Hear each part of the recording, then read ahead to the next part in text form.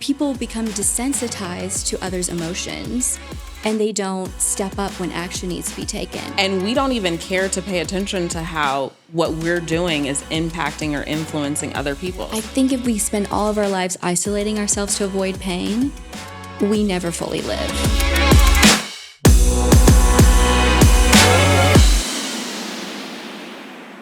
Welcome back to the Real Connect podcast. I'm Tamika Carlton, and I am here with Rachel Kennedy.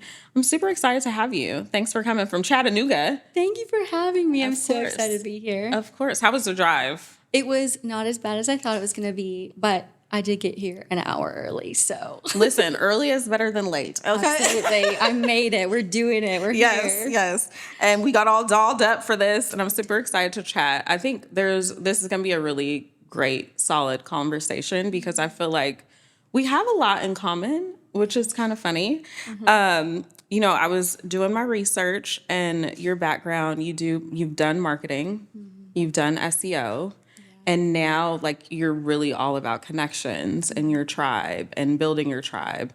Where did that come from? How did you go from marketing to this? Yeah, that's a really good question. I think because finding your people started with the marketing, because what I was trying to do was help companies and brands connect with their people online. Right. And then after the whole world shut down and everyone had to go online to find connections, I really dived even deeper into SEO side of marketing for my clients to help them be found and be seen by the people whose lives they wanted to change with their services and products.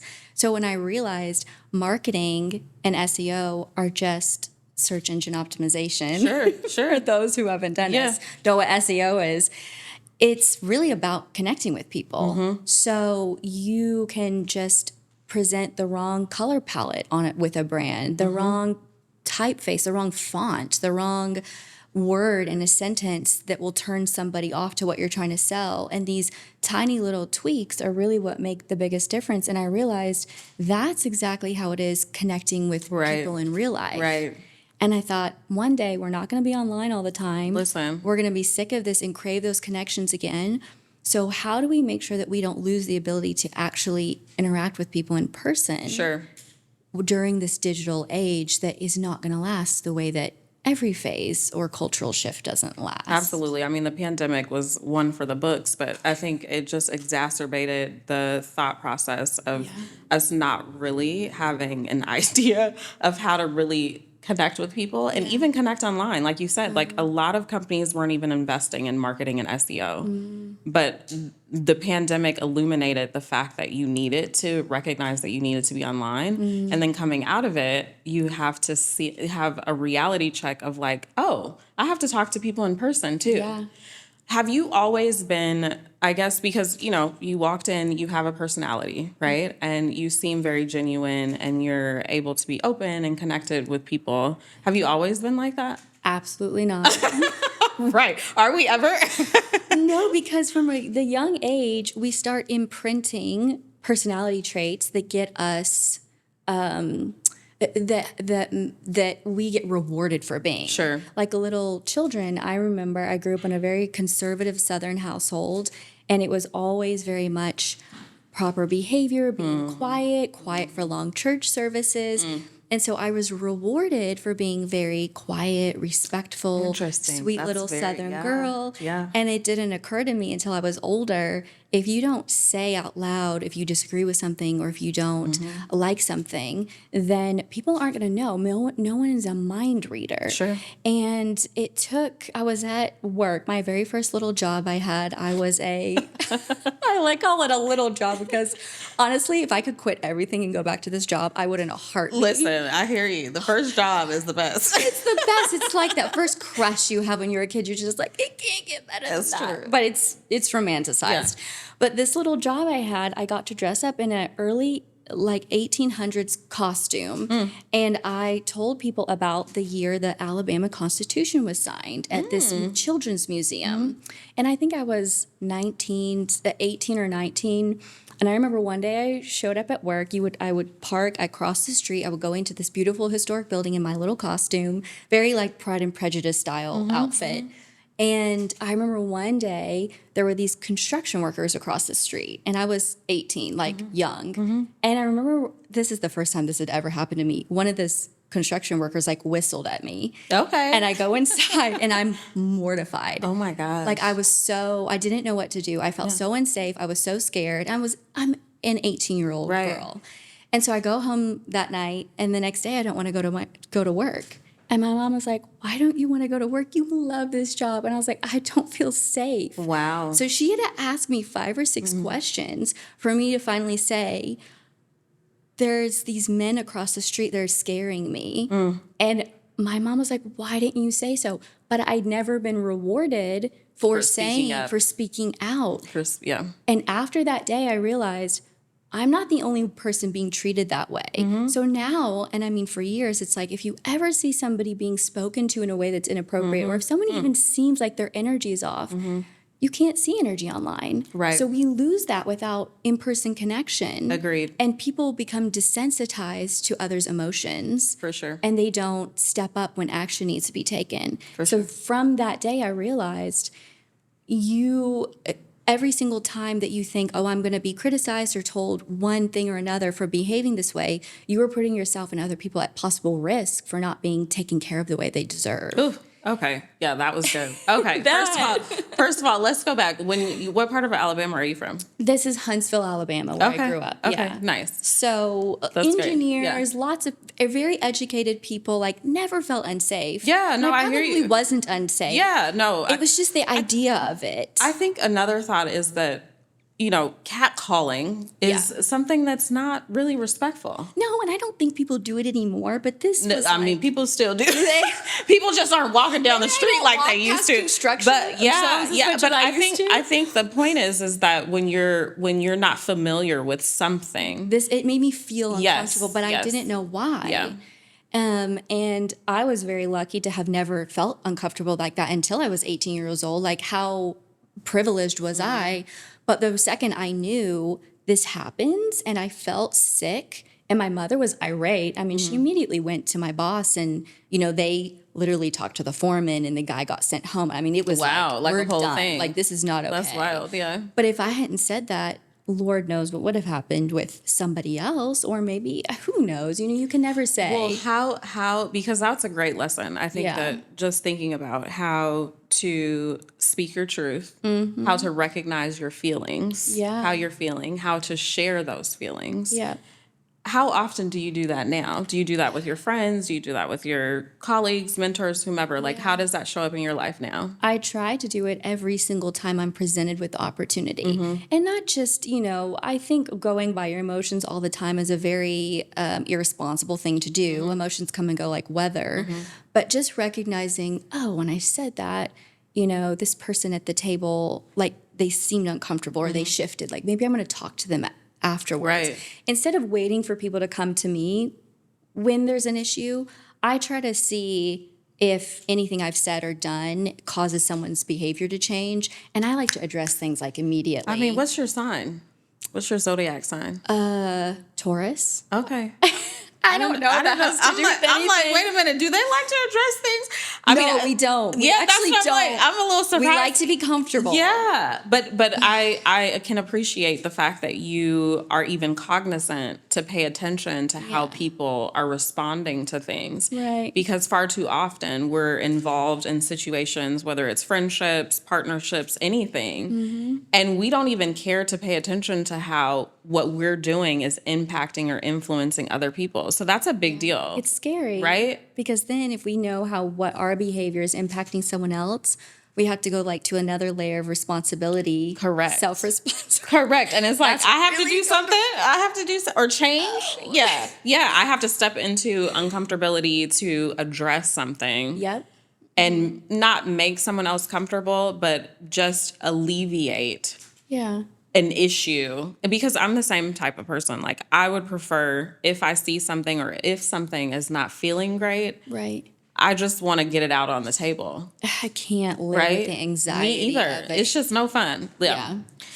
Okay, so your tagline on your website, y'all go to her website, find yourself, attract your tribe, and finally feel like you belong. What does that mean to you?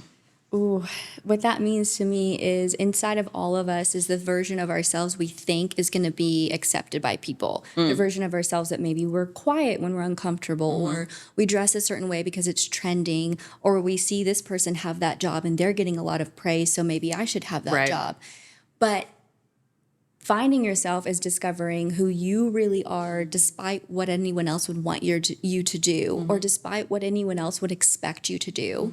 And then being so wholeheartedly that person that you can't help but magnetize the people to you that are help expand you. Can you say that louder? Because I think that there's I've seen and have grown, for far too long. I was the type of person, and I've always been very independent. I'm the only child. Yeah. So I've always had my own personality, and I've kind of walked into things with that personality. But I was walking into situations where I wanted to be a part of the situation versus creating my own. When you recognize who you are able to attract the appropriate people that will appreciate you for who you are. Yeah. And I think that's key. So I really, really like that. And I think, you've traveled a lot. You're from Maryland, right? You grew up in Alabama, it sounds like. You lived in Germany. I did. What am I missing? Am I missing anywhere else? Oh, Lord, I don't. There was like a few other states in there somewhere. Okay. Yeah. How has being in different environments and just having to kind of uproot your life shifted your kind of perception of just being in different places, connecting with different people, all of it? One thing that I came to recently was how much more patient it's made me. Because when I was married, I married very young, and my late husband's job took us all over the world. So neither of us, I wouldn't say, were really predispositioned to a lot of travel and adventure, but because we were pushed into that, we became these really adventurous people who, we might decide we wanted to go to another country the next day, and we would just book it and we'd figure it out. We didn't have to speak the language. That's great. We'll just figure it out. Yeah.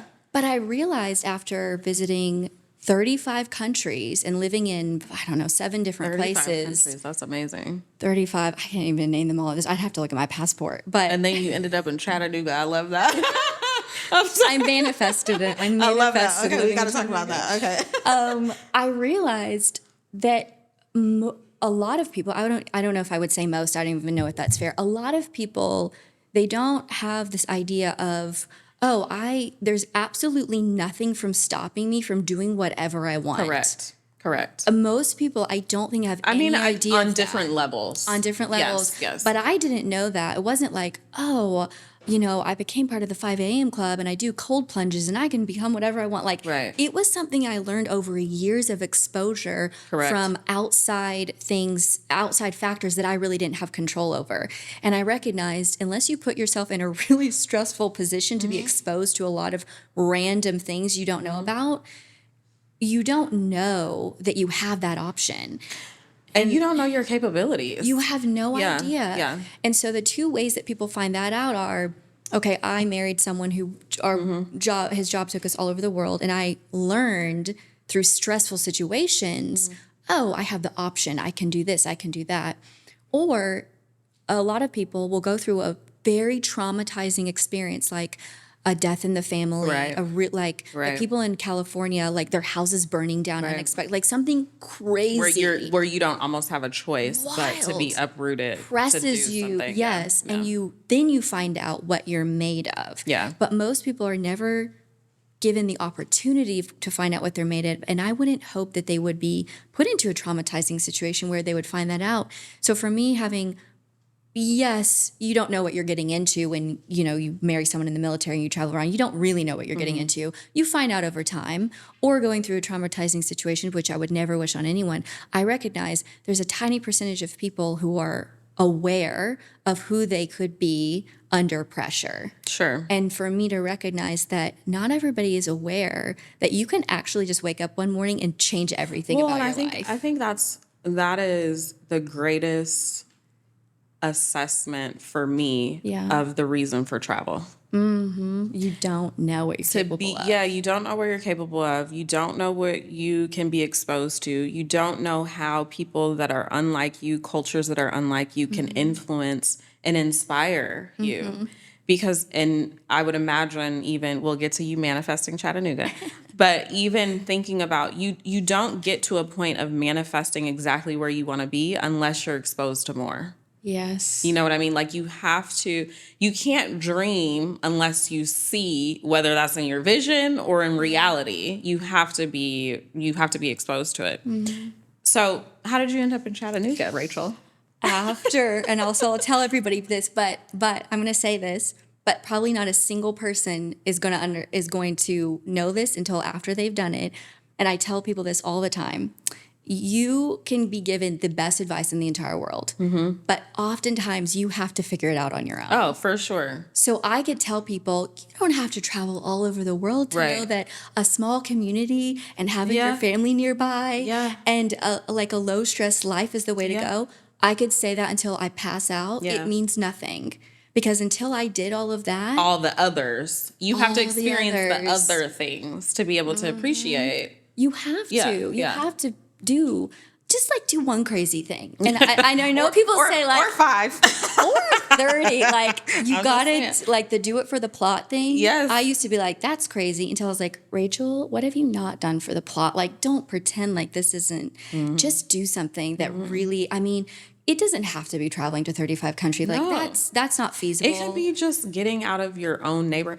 Like, I remember I had a friend that was like, it's funny. It's not funny, but it's funny as I reflect on it funny now. He was like, your life is so boring. You take the same route to work every day. This was like maybe 15 years ago. Okay. You take the same route to work every day. You eat the same thing. Okay, that sounds great to me now. Right.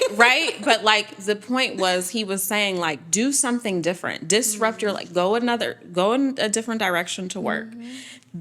Allow yourself to see something different, even in your day-to-day life. And I think that so often we feel that we have to do like this like mind-blowing thing to be captivating or to experience something different. But it is the small moments that really do make a difference.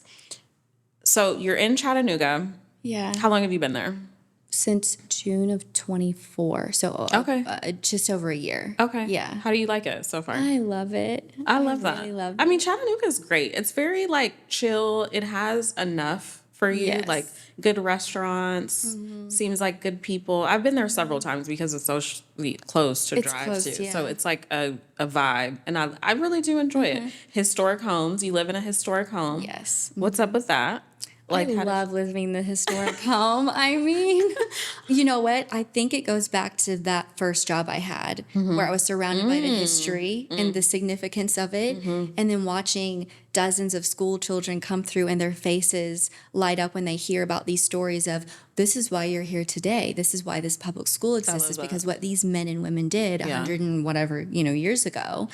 And so I have an appreciation for the hard work that went into creating something where we had so little of what we have now to create. We have the internet, we have machines.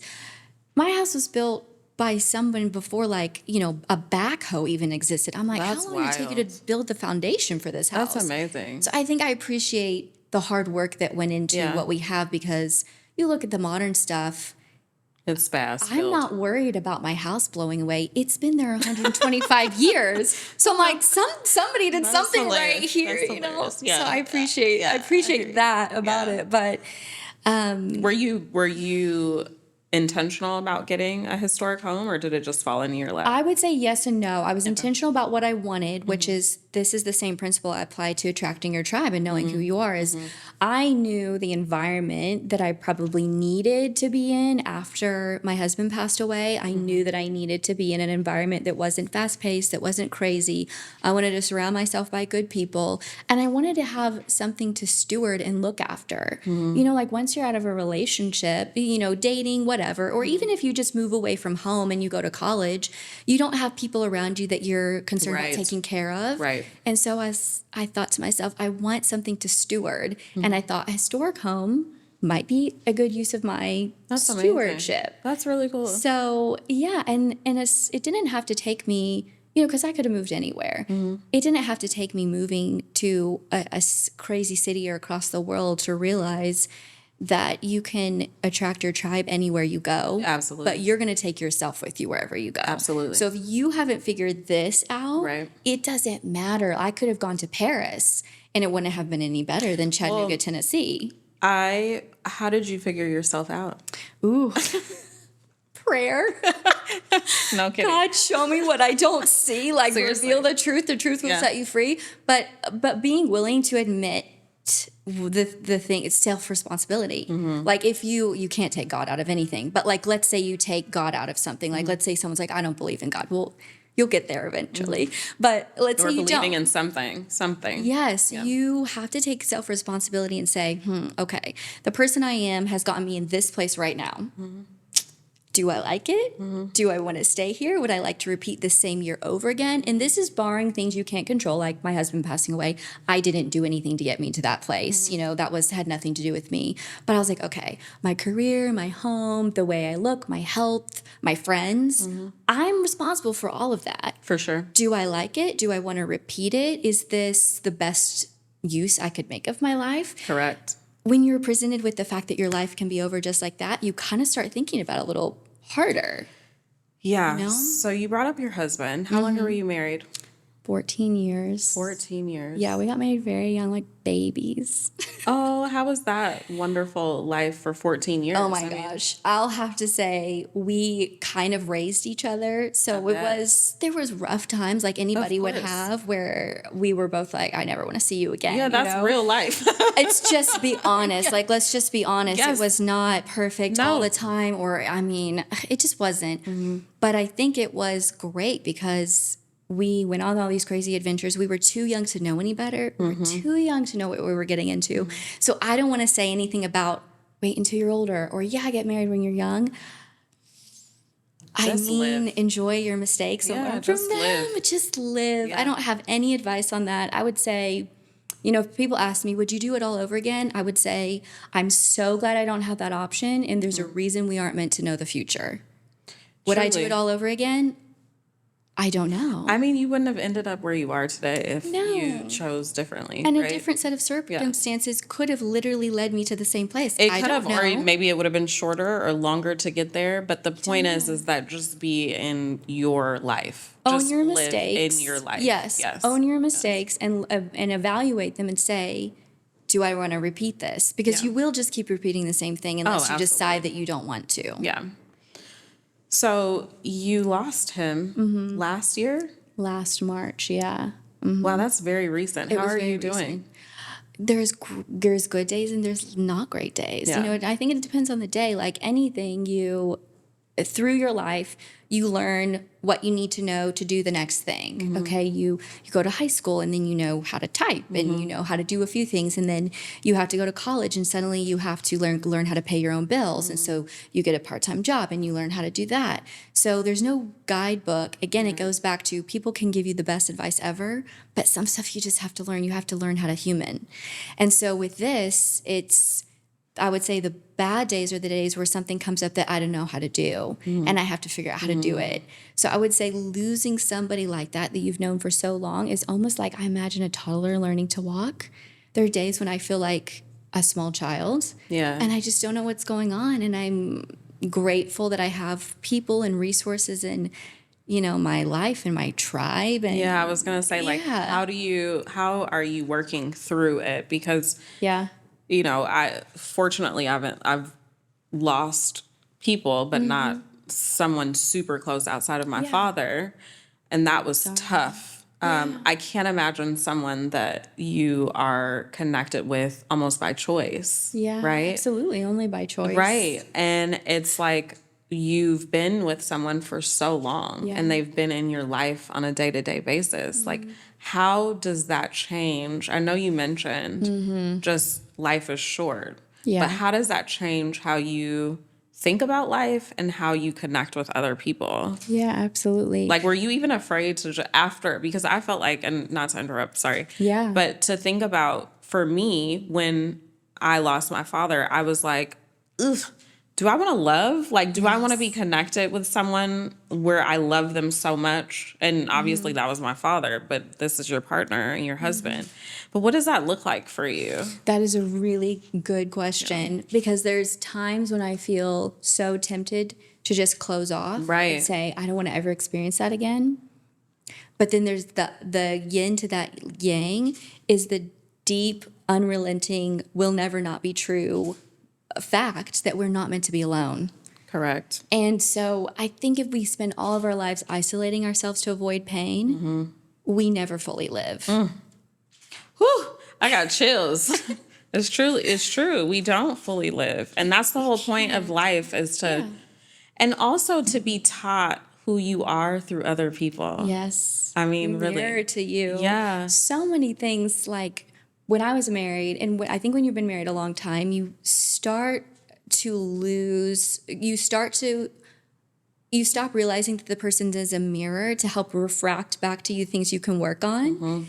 And you go through different phases. Lord willing, you would be able to go through 50 more phases where you recognize you're married to the same person, but they evolve and change over time. Right. And so do you. So there's constant pruning and reevaluating and course correcting to be done together.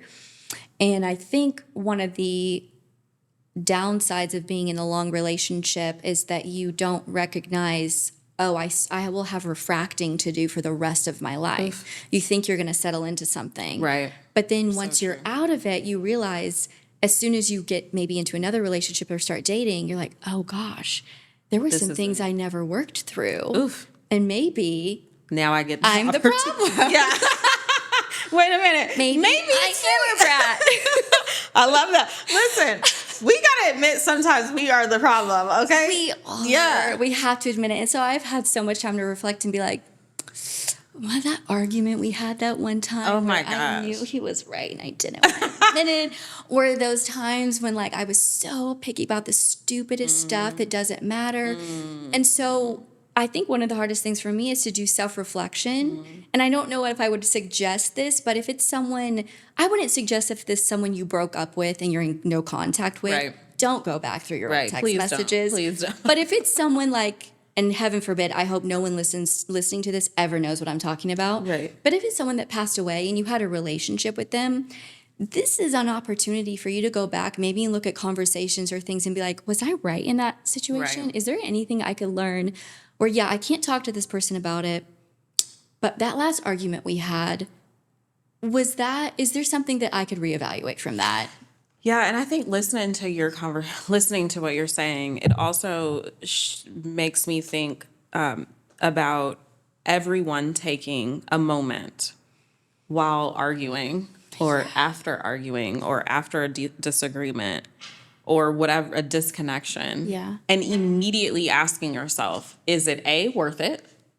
B, could I have done something different? Yeah. Versus having to wait, because for me, with connection and just thinking about being in connection with people, now I value everything, every moment so much that I'm like, how can I make this moment better? Not I'm present, but it's also like, how can I not create an issue? Yes. You know what I mean? Like, how can I make this be a robust experience versus something annoying?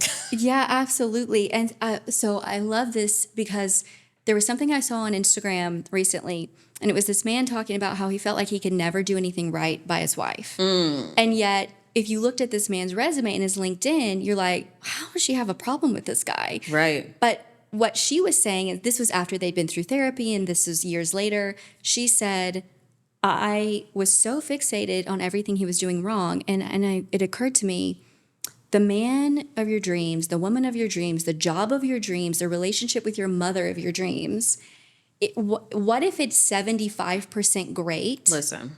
Why can we not focus on the 75% that's good instead of the 25% that either one is not a moral, ethical problem, you or have to decide, two, or a boundary breaker. That is it a boundary breaker? Is it a deal breaker? Yeah. We're not talking about the serious stuff here. No. It's not like he's so handsome, but he beats me. Like, Right, obviously, no. Right? Please, no. Please, no. I'm not Right. talking about that's not Yes. the 75%. But fixating on what if we were hyper fixated on the great things about somebody Correct. instead of hyper fixated on that 25% that's not perfect? Because, and this is the reason why we should do that, it's not about grace or forgiveness or any of that. It's because I don't want someone to focus on the 25% of me that's not perfect. Listen, that and whatever you fixate on magnifies. Yes, it becomes bigger until that's all you can see. Yes, truly. And I think, it's interesting because we all irritate each other. Oh, yeah. And, I'm sure my husband is irritated with me. No, he's not. I'm perfect. No, you're But the point is that at the end of the day, yeah. is it worth making a whole hoopla out of it? Right. Can you fix it? Can you solve it? And can you really ignore it to a certain degree? Because a lot of things it's just small potatoes. Yeah. I mean, do you ever think about that, like, as you reflect? I mean, you kind of mentioned it, but as you reflect on your relationship with your husband, do you ever think about, like, and not regret, but just thinking about how things could have been different in certain situations? Oh, absolutely, all the time. And not to a point where I'm, like, putting myself into, like, a sad spiral. No. I think that it's kind of like if you're in a mood and you start listening to sad music and then it gets worse and your whole day's ruined. You can do that with overthinking past scenarios and conversations. Oh my gosh, yes. So I do not suggest that. I suggest maybe doing that when you are already in a good frame of mind and you're in a logical state of mind. And this is for the ladies. What phase of the month are you in? Okay, listen. Because don't go back through your conversations during luteal menstruation. Please don't. Ovulation, yes, great time. Right, great time to check in. It truly you're feeling really great about yourself. You're like, you're magnanimous. This is my good week. This is where I can be logical and just honest with myself, and then take notes on that, and make it like anything else you would. Don't spend all day on it. But if you're kind of thinking like, wow, I got fired from that job and I like really want to evaluate why maybe it didn't work out. And I don't mean fixate on things. Like there's a time to let things go and move forward. Like sometimes we can immediately identify what went wrong.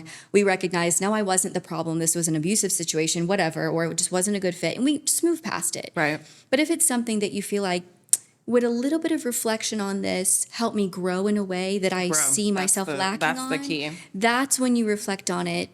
And once you arrive at the answer, go ahead and let it go, because overthinking and ruminating really is just such a huge time waster. I agree. And you can create a whole narrative in your mind. And you won't remember it correctly. Yeah, correct. And you will not remember it correctly. And this isn't just me saying that, but even if you like, I know like crime podcasts and like crime shows are really popular. One thing that you'll hear every single person say who's been interviewed to kind of be asked how to make the show more realistic is every single time they'll say people do not remember things accurately. Like they can have a line, the police will say they can have a lineup, they can have video footage of it. Your narrative changes every single time you tell a story. People will literally forget within 30 seconds the color of a sweatshirt, the color of a car. So you can't always trust your own memory on it. It's so true. true. Remember that. I hate to say that, but it's like, I know. Am I romanticizing the situation? Did that actually happen? I know. It's also like, why reflect so much on the past? Unless it's like a criminal situation and all of that. But like, if it's in a relationship, like, let's try to move forward versus. Right. And remember, don't romanticize the tiny percentage of good moments. Sure. Remember, there's a reason that job ended. There's a reason I stopped staying in touch with that friend. There's a reason I cut that toxic family member off. Let's go back to the facts. While we're romanticizing, again, everything yin and yang. Yeah. There is always a second side to everything. Oh, for sure. So if you start spiraling down, be like, where's the ladder? Where's the ladder back up? Yes. Truly. So even in your situation with your husband or just in life, like what does support look like for you and what does a tribe look like for you? Yeah. I would say support, number one, looks like giving yourself support. Fighting FOMO, like one thing, it's like you can't do everything. Right. And if you get invited to something, it doesn't always mean that, I didn't go. It means I missed out on the best thing in the world. Like take things for what they are, move on quickly. But also like with the story of me as a young girl, say what you need. Yes. Speak up when you need something. Tell us. I had a friend of mine text me this morning and say, there's something really big happening tomorrow, and I need your moral support on this. Oh, see, that's nice. Yes. Like, give me direction. Tell me what you need. Because I'm so there. Listen, I don't have time for assumptions. No.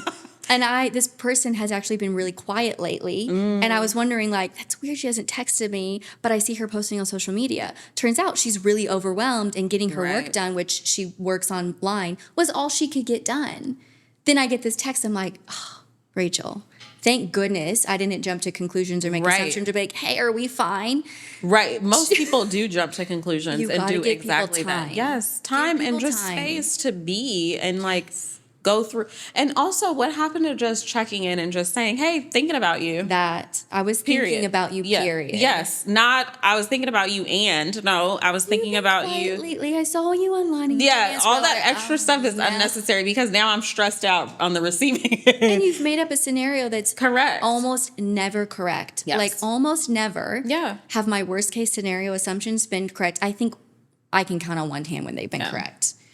Well, have you made your tribe in Chattanooga? It's been about a year and some change. Mm-hmm. How is that going? It's going great. I've created what I feel like is a beginnings of a tribe. Nice. And kept myself open to possibilities. Mm-hmm. So I think one of the things I knew I needed immediately was not to isolate myself and just close myself off.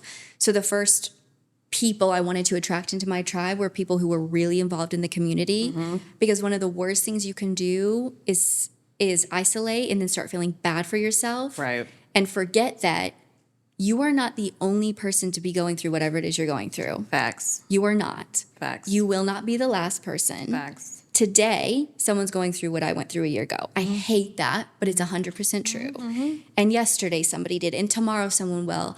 You're not. You're not that special. You're not that special. I already knew what you were going to say. Oh, I'm not that special. And so when I reminded myself I'm not that special, and there are people who are doing so much worse than me, you know, you can be more grateful. You can be more grateful. And also maybe you can help somebody and realize your grief is in your head. Whatever you're grieving already happened. Mm-hmm. So every time you think about it, you might be reliving it, but the world is still turning around you. The world is still going. That's the worst part about grief, though, is that the world is still going when you're on the struggle bus, right? And they don't know. Yeah. So I saw that you were featured in MarthaStewart.com. Yeah. Obviously, that's on your Instagram. Of course, I pinned it at the top. It's like it's pinned, and I get it. Okay, pin that. Okay. But it was about dinner, like creating curated dinners. Mm-hmm. You're doing that in Chattanooga? Is that what you... Yes. Yeah. How is so that? The friend that texted me this morning, she used to own an event planning company and like a bunch of other businesses. Like she's very entrepreneurial. And when something doesn't work for her anymore, she moves on to the next thing, which I love about her. And so I wanted a co-hostess for multiple reasons. One, because I didn't want to swoop into the neighborhood and be like, look at me and all the things that I can do. You know, everybody, I'm new here, come to my dinner party. I was like, It's always the outsiders, too, that do that. I swear. Always. And I was like, I will not be that person. I don't want to step on toes. I don't want to do something that people will be like, wow, if only she knew that 3 years ago, you know, Martha hosted a party like this and there's a reason we don't. Like, I'm like, I don't want to step on people's toes. So I was like, listen, I really want to host a dinner party. No, you just reached out. Like, you just connected. I was like, would you like to do this? Do the ask. Make the ask. Yes, make the ask. Tell people what you want. Yes. The worst you can hear is no. Yes. But usually people will say, and I do this because I love helping people, and most people want to be of help. Sure.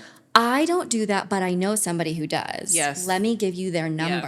Yes. And then be like, hey, could I get that number from you? Because people don't always remember everything. Right. And then follow up as soon as you can. So she was like, yes, I'd love to. So that was the third event that we did. Oh my gosh. And the funniest part about that, I can say it now that it's published and it's happened. But I didn't realize Martha Stewart was going to publish that article so quick. My publicist said it'll be 6 weeks. So I gave the interview before the party happened. Oh, wow. And the day of the interview published like 2 or 3 days before the party. The day of the party, it almost got canceled and didn't happen. Shut the door. Because a freak storm blew through 45 minutes before the party started. We had everything outside. It was an outdoor party. Paper everywhere. So what did you have to move it all inside? I ran outside 45 minutes before the party started. I'm literally like putting things on plates. She had walked down the street 2 houses down to change and shower. She was going to come back and we were going to welcome our guests. So where do you host the dinner parties? I hosted it in the garden behind my house. Oh, that's awesome. That's so beautiful. it was great. And she lives nearby me. But 45 minutes before, that is crazy. I ran outside, hair ruined, makeup ruined, everything. I had to literally like grab things, rush them back to my house. And I was like, but you made it happen, though. I can't cancel this party because it's already been published in Martha Stewart. Oh my gosh.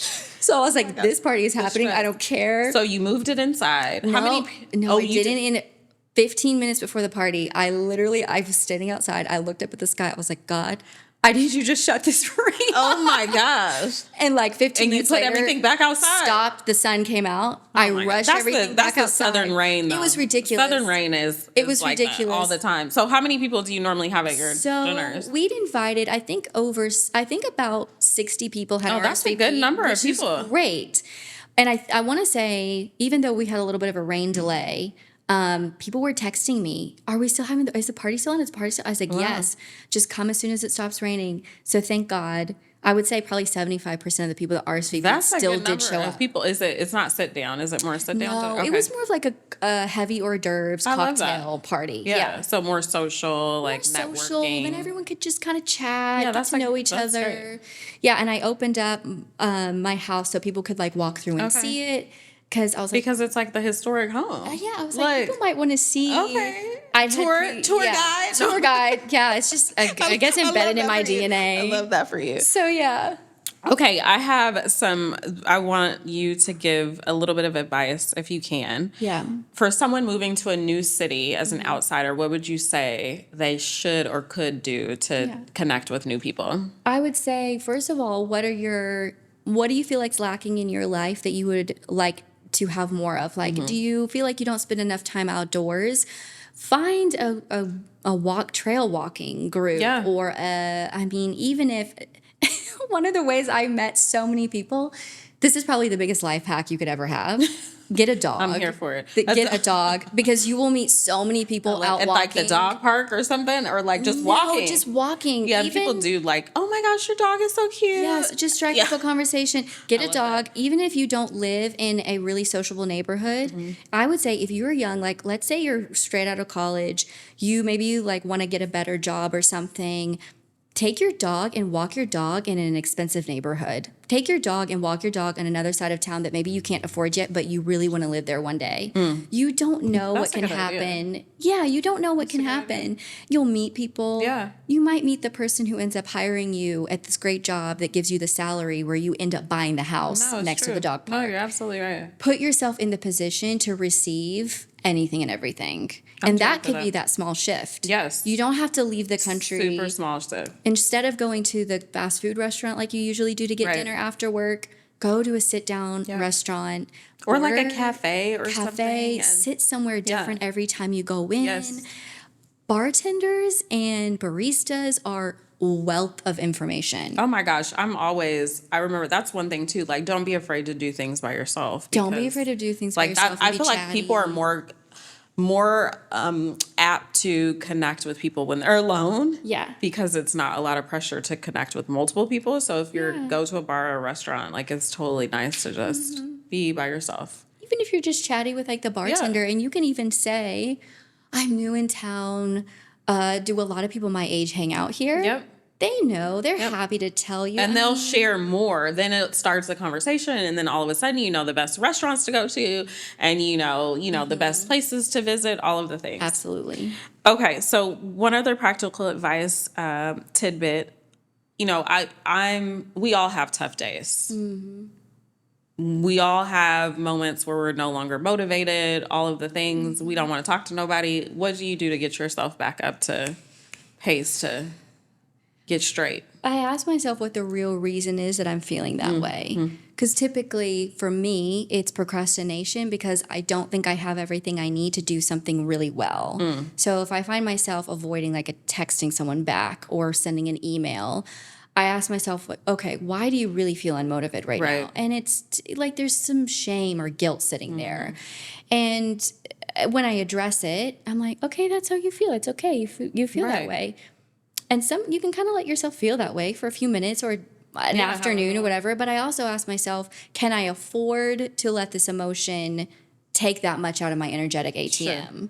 So sometimes you feel a certain way and you just can't help it. Yeah. Like there's just emotions are there. We're meant to feel emotion. Absolutely. There's no part of a human being. I think it's just let yourself feel it and then let yourself get yourself back up again. Be curious about it and then be honest with yourself and say, okay, I feel that way. Do I want my day tomorrow to be the way it's going to be if I continue feeling this way and don't get these things done? Do I have time to let myself do this? And I put this quote in my book, but I love this quote because it's so absurd, but it's such a good piece of advice.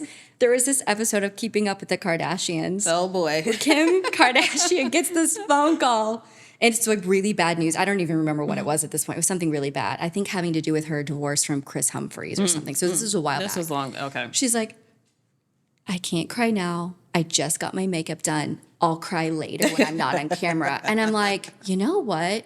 You can defer. Schedule some time to cry. You can. Schedule your cry, okay? Schedule your crash out. Yes, for real. Like, schedule it. Sometimes. And then just get into it and let yourself feel it and then move past it. Yeah. And know that you will move past it. I think that's another And tell yourself, it's okay. I feel this way right now, but I actually don't have time for this. Yeah. But I'm fully going to let myself throw a tantrum later. And then it's almost like if you don't deny yourself, it doesn't seem so like I have to have it. It's like going on a strict diet. Like it's not going to last that long. You got to let yourself have a cookie every once in a while. I cannot do strict diets. No, I'm not. We're planning on doing. I'm not even going to say it out loud because then people are going to be calling me talking about what diet. Are you on your diet? Nope. Okay. Speed round questions. I love these. Okay. All right. One thing you always pack when traveling. Because you travel a lot, so what you got? Oh, this is so random, but Huggies baby wipes. I'm okay with that. For anything and everything. Yes. Like there's just smears and smudges in my charging cords, and like I don't know, you just never know when you're gonna need them. I mean, wipes, period, are everything. Like I love a good wipe. Okay, guilty pleasure, like TV, podcast, something. Definitely rewatching old TV shows, like binging them, like Seinfeld, like which ones you got? Friends. Okay, Seinfeld. Okay. Even just like the dumb, like teen ones, like like I even love the Summer I Turned Pretty. I couldn't be more into that show. Wait, what is that on? It's I think it's on Netflix or Prime. I don't remember, but it's based on this like set of romance novels. Okay. And it's like a coming of age story. Okay. So, but I'll get so into these, and I'm like, as an adult, you know what's gonna happen. You're like, I know she's gonna pick him, but first she's gonna pick the other guy. But you're like super invested. I'm so invested in it, and then I'll go on the internet and I'll like read people's comments. God. So like just getting really deep into something like really like fluff and nonsense, like kind of letting myself just be like, this is so dumb and I'm so here for it. And it's nice to just let your brain rest and just be invested just get into a silly little nothingness. What it is? It's someone else's problems. I get to not think about what I have to do, and I have to be like, please, what about her problems up here? I can dissect that. We need that. I feel like Hunting Wives was that for me. Have you heard of that show on Netflix? No, but I can imagine what's you don't even want to watch that show. That show is a whole story. Okay.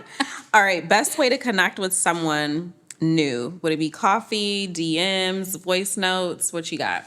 Text message? I would say meet them where they're at, because sometimes a lot of people don't know what you want from them. So if you're like, meet me for coffee, they're like, what's she gonna ask me?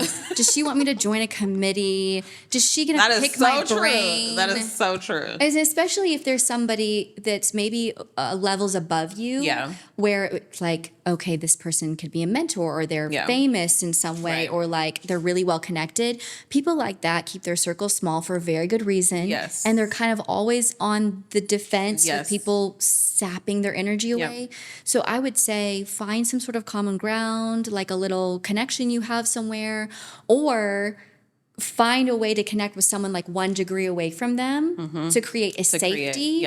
And then be like, oh my gosh, we have a mutual friend. That's a good one. You know, I mean, just be genuine with your connection, and don't don't be like, pick your brain, meet for coffee. No, pick your brain is too that. open-ended. It's like, pick my brain about what? Yeah, and I'm not interested in that because I don't have time. Nobody does. In conclusion. No one has time for that. Okay, 2 more.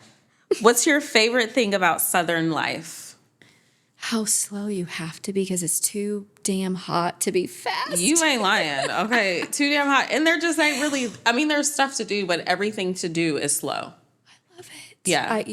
We need to all collectively slow way down. I agree. And I feel like you're kind of forced to because you just can't move that fast in 96-degree humidity. Thank goodness for AC. All right, last one. Yeah. Finish this sentence. Real connection feels like. Feels like peace. Oof. Yeah. All right, y'all. That was great. Tell the people where they can find you, what you got. I know you have a book coming out. Yeah, I do next year. Yeah, share what the book is, how they can find you on Instagram. Yeah, on Instagram, it's The Kennedy Curate. And on my website is author Rachel Kennedy. And the book is all about creating confidence, finding yourself part of it's through personal style, because let's be honest, we connect with people we feel like we belong in a tribe with, and that's very visual.